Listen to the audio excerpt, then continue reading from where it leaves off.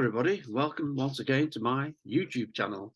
And today I'd like to talk about building a sustainable charity and how to perhaps face some of the challenges that charities face from time to time. So first of all, who am I? Why am I qualified to talk about this? Well, I'm the founder, along with my wife, of the Rainbows Children's Hospice, one of the first of its kind in the UK, in the Midlands, with a budget of something like £6 million per annum. Also the founder and chairman of the Laura Centre, which is a bereavement service for those affected by the death of a child and children affected by the death of someone dear to them. And also setting up the Cope Children's Charity for children with cancer and establishing a paediatric oncology unit and funding community nurses and hematological research. So that's my credentials on the voluntary side. From a business perspective, I'm an international strategic consultant, a grand-sounding title, but I'm the head of NMS Consulting based in Europe. I used to be partner at KPMG and PwC, but I've also run businesses as a director as well, companies like Dunlop, Royal Mac Limited. I've worked with Apple Computers as well. And I'm an author of a number of books, 7 at the moment, with one about to finish quite soon, hopefully. So that's me. Charities, I believe charities go through a typical life cycle as any business does. We start with the initial appeal when we are raising perhaps money for a capital project, and that is quite often the easiest sort of fundraising because it's something that's tangible. The general public can see that they're putting money into something, and the end result will be something they can look at. And we normally go, we usually successful with that. We then complete that. Sometimes we raise more money than we anticipated. That is quite often the case, and indeed we have done that ourselves with Rainbows initially. And then we get to the stage where we've got to then settle down and run the organisation we've created, and that's the point at which the general public tend to lose interest, assuming that the project has been completed, and that's it. Funding wages and salaries is often quite difficult. So in the ongoing situation where we've got to put in controls, procedures, policies, build our team, etc. And then later on, perhaps we get a crisis that happens typically quite often. We've just had the pandemic, we've had a recession, so it could be a number of reasons why we get a crisis. It could be the the loss of key members of staff. It could be changes in the marketplace. It could be changes in the service provision. It could be changes in grant funding. So this is a typical lifestyle. Well, it's our initial appeal, creating the charity. Perhaps we need somebody more entrepreneurial to lead us.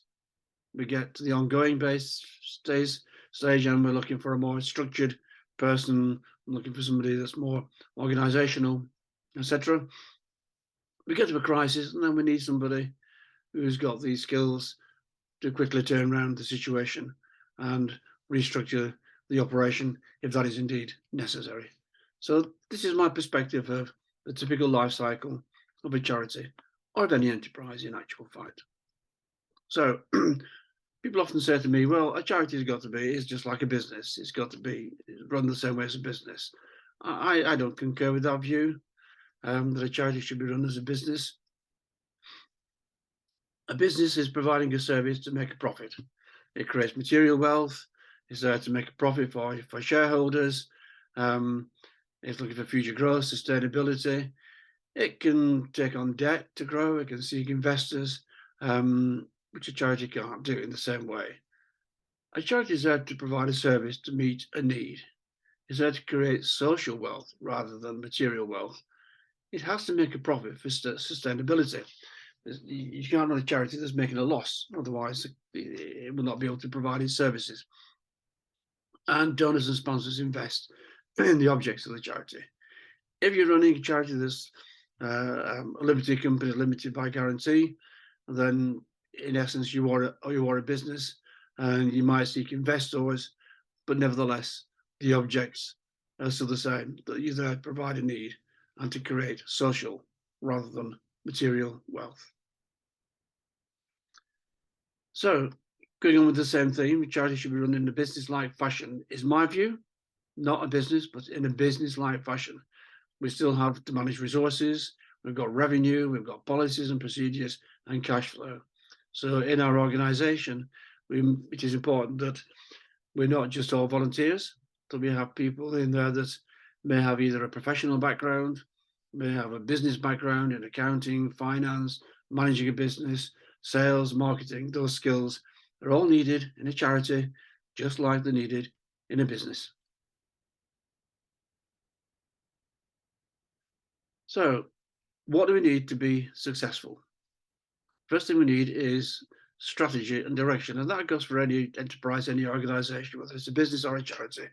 We need to have a strategy. We need to know what our plan is. Where we want to go. It's like planning a journey. Are we going to go up the motorway? Which junction are we going to come off? How do we expect to get there? How are we going to travel? What time are we going to set off? What time do we expect to arrive there? We need that in our organization. We need strategy and we need direction as to how we're going to get there. Somebody to lead us. We need a plan of action. And by that I mean we need the timeline, the when do we start, when do we finish, who's going to be doing what, who's responsible for certain actions within our strategy. And that is probably more important than the document of the strategic document itself. And when I'm talking about a strategy, I'm not talking about a 100-page document. I'm talking about a plan that's in the hearts and minds of everybody in the organization. That is more important than the written word. We need good leadership as much in a charity as we do in a business, and I'll address that shortly. We need a team.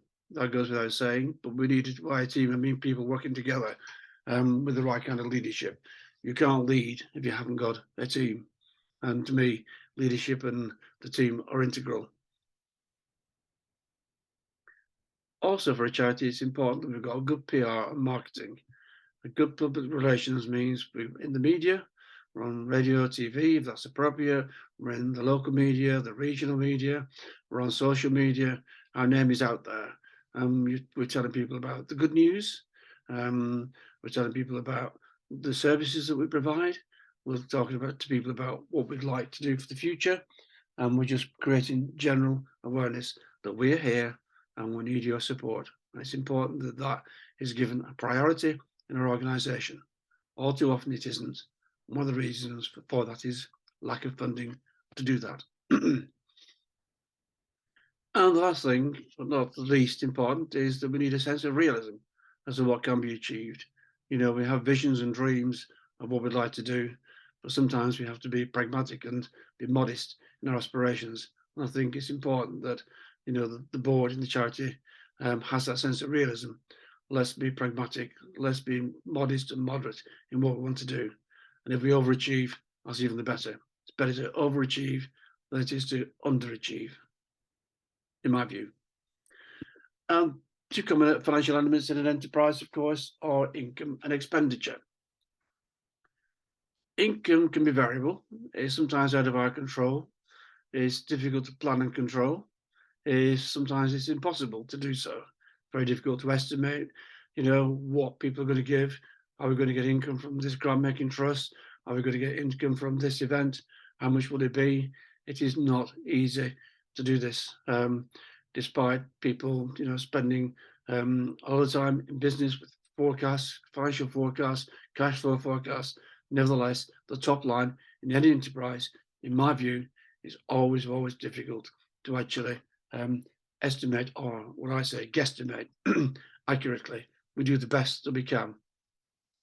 Expenditure, on the other hand, is easier to. I'll just move myself out of the way. You can see this. Expenditure is easier to plan. It tends to be fixed. We can make cuts. We can make increases. We can do that by making decisions ourselves. It is far easier to control that, to reduce it or increase it. So the message from this to me is that it is important that we spend more time on the income development side than the expenditure side. More time looking at it, planning on it, researching it. More time on our marketing, more time on our PR. That is important because the income is okay, then the expenditure will take care of itself.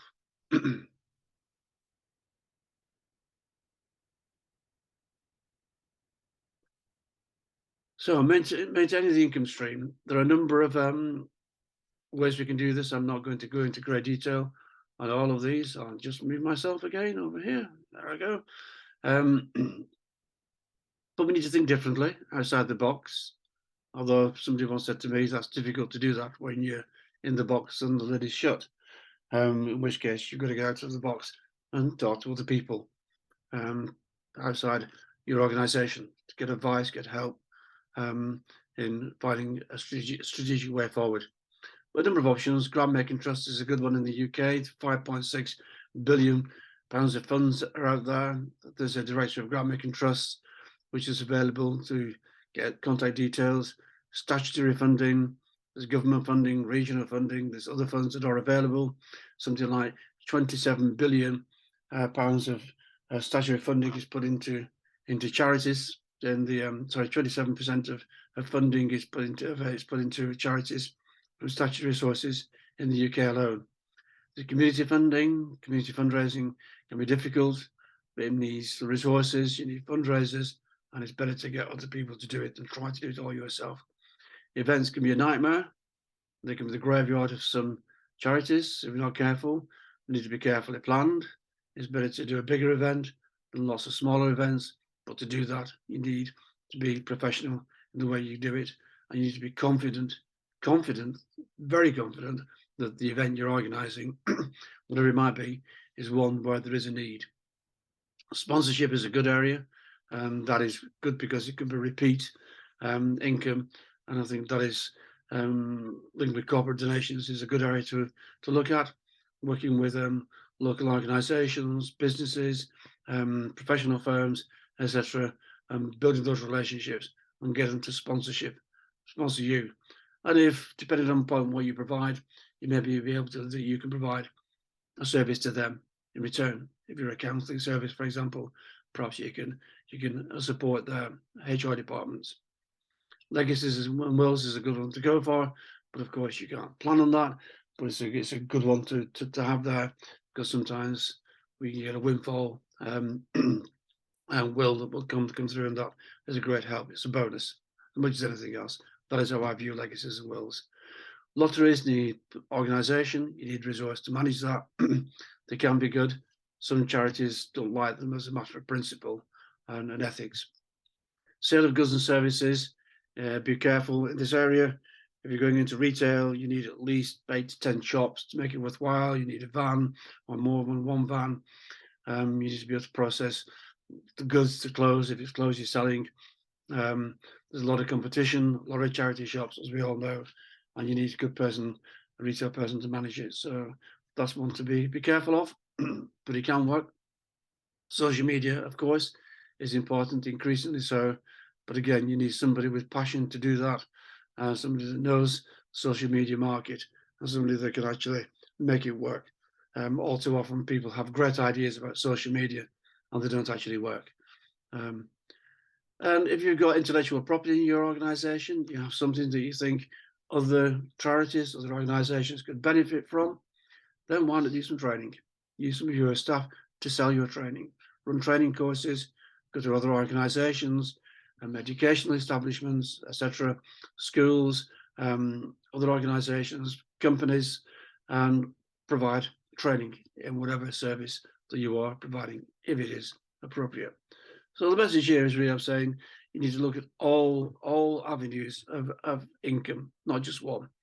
You may not want to go for all of them, but consider all of them as part of your planning.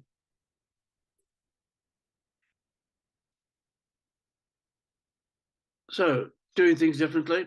Friends of groups is a good thing to do. So they raise money on your behalf. They're doing the community fundraising. It's important getting other people to raise money. Remember, you might be competing against the big boys, the big charities. As I've said before, PR and marketing is important, the most important aspect. To me. Um, there's a lot of competition out there. There's too much of it. So make sure that you can differentiate between other charities and why should people give to you. Maybe because you're local, maybe because you're regional, maybe because you're doing something that somebody else isn't doing. But try not to do too much. And also consider, if we're looking outside the box, whether you need to provide all the services yourself, or can you signpost or refer your services to another organisation. You're still giving that benefit to your community, but somebody else is doing it on your behalf. So think about that, about alliances with other organisations, whether you can broker out, refer your services to another provider.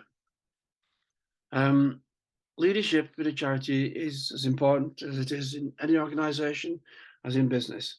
Good leadership and good PR marketing, to me, are the two key aspects of running a successful charity. A good leader has to have confidence in themselves, confidence in their decision making, confidence in their team, and that confidence has got to exude, has got to permeate into the team, so the team feel confident that they've got a good leader and that's working on their behalf. The other thing is, of course, is decision making, and avoid the leave it with me syndrome. It's all right saying that, providing you say you put the appendix to that is leave it with me, and we'll discuss it tomorrow at 3 o'clock. Not just leave it with me, knowing full well that you can't think of an answer, and so you'll defer it indefinitely. Also, avoid the quick decision. If this thing needs to be thought about, then say that. Say I need to think about this, so I need to consult. But also, when you're making decisions, counsel the person that's asking you the question, get their views and get the views of other people before you make your decision. So, making decisions is the responsibility of leaders. Other things, I think, other aspects of good leadership are encouragement, supporting your people in all that they do. Um, avoid the blame culture, avoid fear management, avoid micromanagement. If you micromanage an organisation, you end up it being put back to you, and it will be elevated back up to you, and you'll be end up doing all the work yourselves. Create confidence by inspiring and motivating people, but you do this without giving guarantees. So if you're saying with your backing, with your support, we can achieve this, but nothing can be guaranteed. But you're inspiring and motivating everybody to do their best, and by doing their best, there's the potential to achieve all our objectives. And knowledge is important. Research and know your market. Make sure that you're doing this constantly, because knowledge or data is key in any organisation. It's also important in leadership to do three things, I think. First of all, to consult, and that is talking to others within the organisation and also outside the organisation. I don't mean necessarily running off and employing tons of consultants and advisors, but just talk to other people that you know. It might be your accountant, it might be friends, it might be family. Consult with your staff. Consult means not just listening to them, but actually taking their advice and getting them involved. And you can build up a picture. You get the credit for that. It's not your. It's you being a good manager. And some people are afraid of doing that because they feel that I'm not managing the business. I'm asking my staff. That is good management. Empower your people. Give them the tools to do that. Give them support. Get them to make the decisions themselves wherever they can, and guide them. And if they get it wrong now and again, they get it wrong. We find out why they got it wrong, and we modify that. Because I guarantee that you as a leader will also get it wrong from time to time. And it's also important to be modest and give credit where it's due. Don't take credit for the work of other people. Give them credit. You'll be amazed what that does to people. The pat on the back means a lot to all of us. To somebody to come and say to you, you've done a good job. So, role of trustees and executive management. If you are a trust, this is important to me. There's two models. There's one where the trustees create the strategy and pass it on to the executives to deliver. Or there's one where the trustees and the executives work together. The conventional model is the farmer, where the trustees responsible for the strategic direction of the organisation and the fiduciary control. That is then passed down to the executives, who are there to deliver the service and ensure that performance is met. This is a conventional model run by many charities. The model that I prefer, that we've always run the charities I've been involved with, is the following. It's a performance-based model where trustees and executives work together and jointly come up with strategic direction. So, for example, at the Laura Centre, our board of trustees and the executives meet every quarter and we work on the strategy together. And I also expect from my CEO and her team that they will be coming up with some strategic vision as to where they see the organisation going, because they're the clinicians, they're the experts. So we expect input to the trustees from them to say, this is where we think you should be going. So it is important that we work together, in my view, and then we get a better result. We get a better, a more coordinated approach, and with more chance of being successful and sustainable. That's it for me. Any questions? Don't hesitate to give me a call, email me, or give me a call on my telephone. Anytime, be delighted to speak to you. Hope you found this session useful, and I'll speak to you again before too long, hopefully. Thank you very much for listening and watching.